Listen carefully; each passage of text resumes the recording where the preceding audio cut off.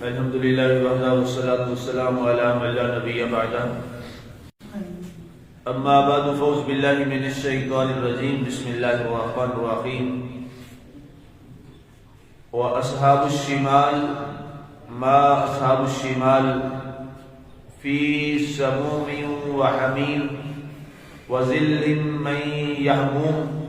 لا بارد ولا کریم۔ اور بائیں ہاتھ والے کیسے برے ہیں بائیں ہاتھ والے، وہ زہر آلودہ ہواؤں اور کھولتے پانی کے درمیان ہوں گے، اور سخت کالا دھواں انہیں گھیرے ہوگا، نہ اس میں ٹھنڈک اور نہ اس میں کوئی راحت و سکون۔ آج ہماری سورہ الواقعہ کی آیت مبارکہ 44 تک کی تلاوت و ترجمہ کا شرف نصیب ہوا۔ سامعین ناظرین، کل ہماری گفتگو چل رہی تھی اصحاب الیمین کے حوالے سے۔ کل تک کا جو ہمارا درس تھا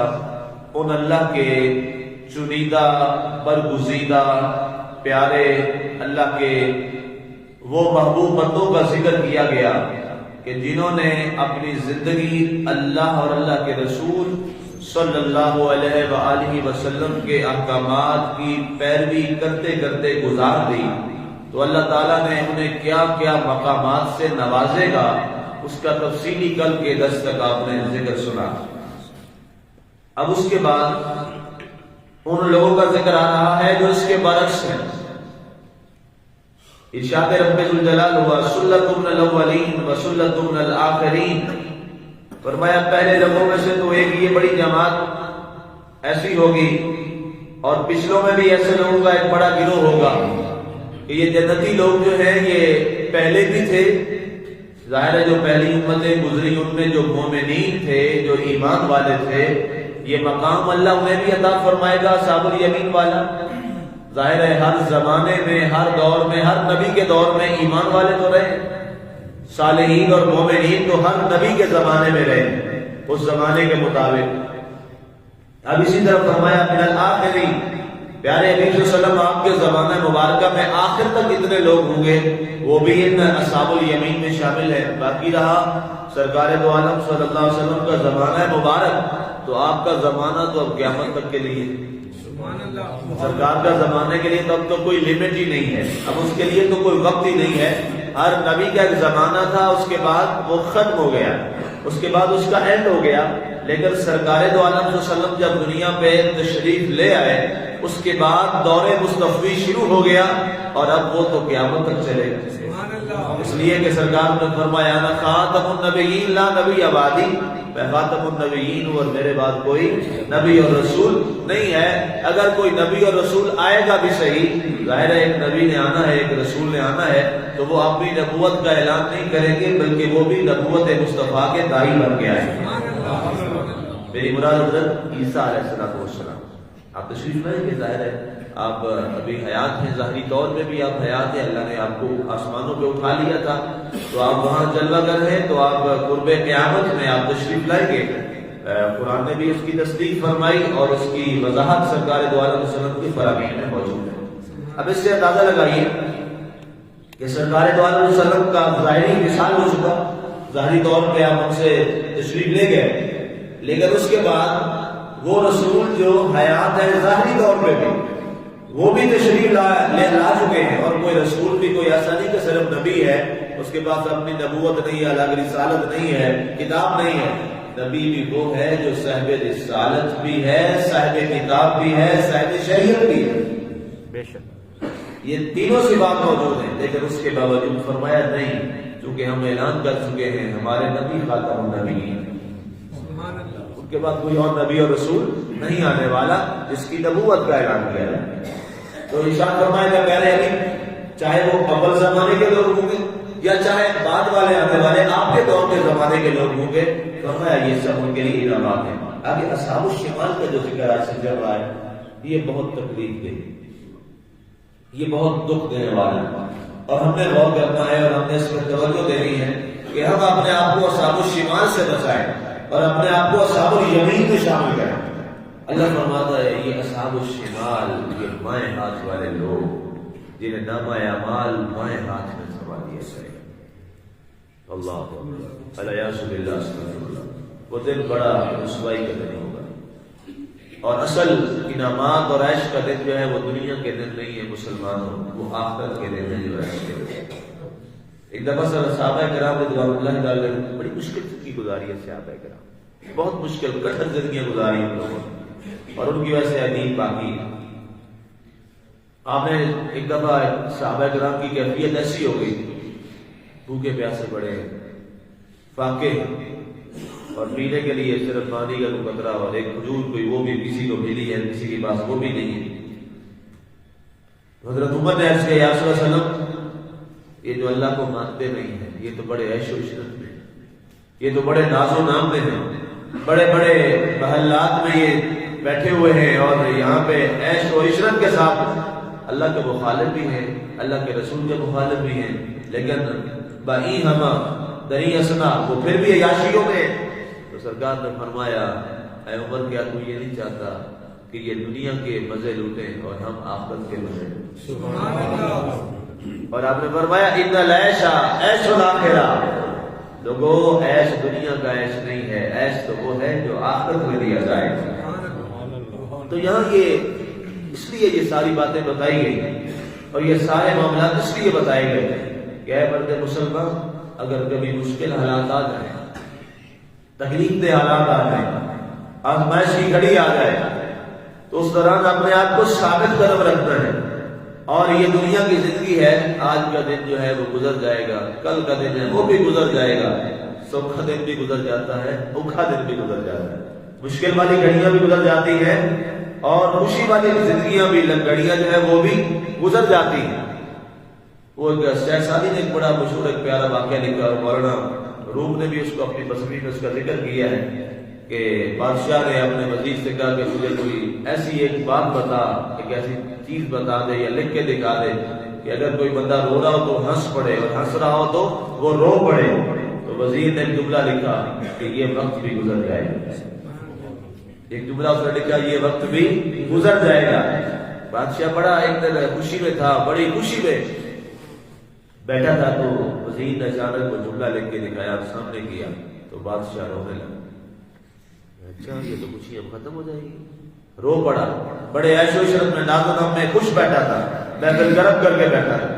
اور ایک دن بڑی تکلیف میں تھا، پریشانی کے عالم میں تھا، اور بہت رو رہا تھا۔ تو وزیر نے جملہ پھر آگے کر دیا، تو وہ ہنس پڑا، اس نے کہا شکر ہے یہ وقت بھی گزر جائے گا۔ تو وقت تو گزر جاتے ہیں، مشکل بھی گزر جاتے ہیں، آسان بھی گزر جاتے ہیں، لیکن اگر دامن میں کہیں گناہ لگ گیا، گناہ پھر ختم نہیں ہوتا، وہ تو دامن آلودہ ہو گیا۔ ہم نے اپنے دامن کو گناہ کی آلودگی سے بچانا ہے، اپنے دامن کو برائیوں کی آلودگی سے بچانا ہے۔ وقت میں نے گزارش کی وہ گزر جائے گا، لیکن گناہ باقی رہ جائے گا۔ اور اگر کسی نے اس دوران نیکی کی، وقت تو جیسا مشکل تھا، حرام نہ کھایا، ناجائز نہ کیا، چوری اور رازداری سے اور رشوت ستانی سے اور سود نہ کھایا، اپنے آپ کو پاک رکھا، وقت تو یہ بھی گزر جائے گا، لیکن اس نے جو نیکی اور استقامت کی یہ قیامت تک باقی رہ جائے گا۔ اس لیے فرمایا واصحاب الشمال ما اصحاب الشمال، یہ جو بائیں ہاتھ والے لوگ ہوں گے جنہیں نامہ اعمال بائیں ہاتھ میں دیا جائے گا، یہ کتنے برے لوگ ہیں، یہ کتنے ہی برے لوگ ہوں گے، اور جنہیں اس تکلیف اور رسوائی سے پھر کیا ہوگا، فی سموم و حمیم، فرمایا زہر آلود ہوائیں ان پہ چل پڑیں گی قیامت والے دن۔ یہ جہنم کے منظرنامے، پہلے آپ نے جنت کے سارے منظرنامے سنے کہ ان پر ہوائیں کیسی چلیں گی، خوشبو والی ہوائیں چلیں گی، جو اصحاب الیمین ہے، اور جو اصحاب الشمال ہیں ان پر بدبودار زہر آلود ہوائیں ان پر چلائی جائیں گی۔ اور ان کے لیے اللہ نے کیا فرمایا تھا کل کے درس میں، آپ نے پرسوں کے درس میں آپ نے سنا تھا کہ ان کی راحت کے لیے آبشاریں ہوں گی، اصحاب الیمین کے لیے آبشاریں ہوں گی، اور ان کے لیے کیا فرمایا، وحمیم، اور ان کے لیے کھولتا ہوا پانی ہوگا، ان کے لیے کھولتا ہوا پانی ہوگا، پانی کی تمنا کریں گے۔ جب ان پہ زہر لوگ ہمیں چلیں گی، جسم جلنے لگے گا، ویسے لو چلتی ہے، آپ کو اندازہ ہے یہ لو کچھ بھی لو نہیں ہے دنیا میں چلتی ہے، یہ گرمی کچھ بھی نہیں ہے، یہ اس کا 1/4 حصہ بھی نہیں ہے جہنم کا، ایک دن بڑی شدید گرمی تھی مکہ میں، عرب کی گرمی ویسے بڑی مشہور ہے، تو اس دن کہتے ہیں بلا کی گرمی تھی، شدت کی، تو صحابہ نے کہا یا رسول اللہ آج تو بہت تڑپ رہے ہیں، جانور مر رہے ہیں، پرندے مر رہے ہیں۔ سرکار نے فرمایا جہنم نے صرف ایک سانس لیا، جہنم نے صرف ایک سانس لیا ہے، اور وہ دنیا میں لیا ہے، دنیا کی طرف آیا ہے تو دنیا میں جانور پرندے مرنے لگے ہیں، تو اللہ اکبر، اس کے اندر کا عالم کیا ہوگا۔ تو فرمایا ان کے لیے زہر آلود جیسے لو چلتی ہے تو بندے کو پیاس کی شدت لگتی ہے نا، وہ چاہتا ہے کہ کسی طرح پانی مل جائے، وہ کہتا ہے کوئی گیلا کپڑا ہی مل جائے میں اپنے اوپر ڈال دوں، کچھ تو سکون مل جائے۔ اللہ نے فرمایا اصحاب الشمال کے لیے، وہ یمین کے لیے تو ہم نے آپ اشارے چلائی تھی نا، اصحاب الشمال کے لیے اس کے بعد وہ پانی کی تمنا کریں گے تو کھولتا ہوا پانی انہیں دیا جائے گا، کھولتا ہوا پانی، وَذِلٍّ مِّن يَحْمُومٍ۔ اور فرمایا ان اہل یمین کے لیے کیا تھا، جنتیوں کے لیے ایسے سائے تھے کہ جن کی لمبائیاں کتنی سی، 1000 سال تک کی مسافت کی لمبائی، لیکن یہاں کیا ہے ذِلٍّ مِّن يَحْمُومٍ، فرمایا سخت کالا دھواں انہیں گھیر لے گا، جہاں سانس لینا ان کے لیے ممکن نہیں ہوگا۔ کالا دھواں بعض روایات میں آتا ہے کہ وہ ناک کے نتھروں سے داخل ہوگا اور منہ سے نکل جائے گا، اور ایک میں کہ منہ سے داخل ہوگا تو ناک کے نتھروں سے نکلنا شروع ہو جائے گا، سیاہ کالا دھواں، شدید تکلیف دے والا زہریلا دھواں جو ہے وہ ان کے ارد گرد میں گھیر لے گا۔ لا بارد ولا کریم، نہ اس میں ٹھنڈک ہوگی، نہ اس میں آرام ہوگا، نہ راحت و سکون ہوگا۔ فرمایا جب اس کیفیت میں آئیں گے وہ چیخیں گے، چلائیں گے، ہائے یا ویلتا، حدیث کے الفاظ ہیں، یا ویلتا یا ویلتا، ہائے ہم برباد ہو گئے، ہائے ہم تباہ ہو گئے۔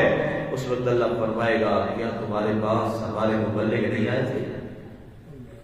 کیا تمہارے پاس ہمارا نبی نہیں آیا تھا، ہمارا رسول نہیں آیا تھا؟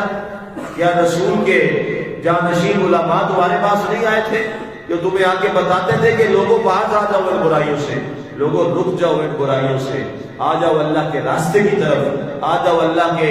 اس قرآن کی طرف جو تمہاری رہنمائی کرتا ہے، اور آ جاؤ اس اللہ کے نبی کے اسوہ کامل کی طرف جو تمہیں کامل اور اچھا بنا دے گا۔ اس وقت تم نے سنی انسنی کر دی، تمہارے لیے تو اللہ کے دین کے لیے وقت ہی نہیں، اور آج وہ کیفیات ہو چکی ہے۔ یہ بڑی تکلیف سے باتیں ہیں۔ ہر شخص گھر جا کے اپنا محاسبہ کرے، دیکھے میں نے دین کے لیے کتنا وقت نکالا۔ یہ سوال ہر ایک آدمی کو کرنا چاہیے۔ دنیا میں ہمیں ان معاملات کے لیے نہیں جو ہم جس دن میں ہم پڑھ چکے ہیں ہمیں بھیجا گیا ہے۔ اللہ نے تو ہمیں اپنی عبادت و معرفت کے لیے پیدا کیا، قرآن خود فرماتا ہے وَمَا خَلَقْتُ الْجِنَّ وَالْإِنسَ إِلَّا لِيَعْبُدُونِ۔ لیکن سوال یہ ہے کہ ہم نے دین کے لیے کتنا وقت نکالا، یہ ہم میں سے ہر ایک کو اپنے آپ سے سوال کرنا چاہیے۔ فضولیات میں، گپوں میں، ایسی جناب محفلیں بیٹھی ہوں گی گپوں کی اور برائیوں کی اور غیبتوں کی جو سجتی ہیں، وہاں 2-2 4-4 10-10 گھنٹے بھی گزر جائیں تو جسم پہ بھاری نہیں لگتے، پریشانی نہیں ہوتی، اور اللہ کے دین کی بات ہو رہی ہے تو گھڑیوں پہ نظر آتی۔ مولوی صاحب 1 منٹ اتنے کیوں چلے گئے؟ سوچ رہے ہیں وہ بات کیا کر رہا ہے؟ یہ سوال ہمیں ہیں، یہ چیزیں ہیں، یہ سوچنے والی چیزیں ہیں۔